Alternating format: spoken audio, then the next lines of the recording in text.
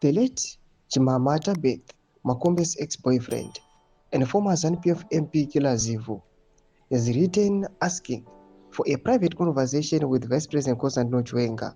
Zisapina mashoko abudatoka panapa na Killer Zivu anooneka kunzi Killer Zivu anosapota 2030 and anosapota nhau dzezvigananda.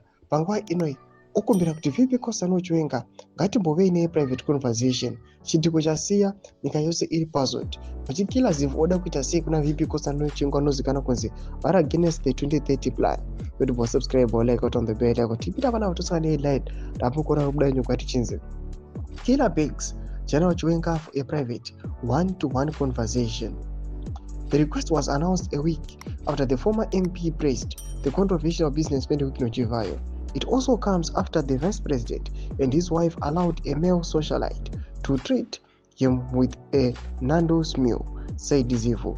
Tikipinda pa post ya Honorable Zivu tunaenda pa endo yake anaposta VP Constantino Chiwenga muri kuona budanyira chiti General, I would like to request a one-on-one conversation with you instead. I'm eager to learn from your expertise and gain valuable insights directly from you. Please grant me this opportunity and I will be forever grateful. Tuna mwano pina chikumira chiti, you were praising Chivayo, now want a meeting with the general. That's awkward.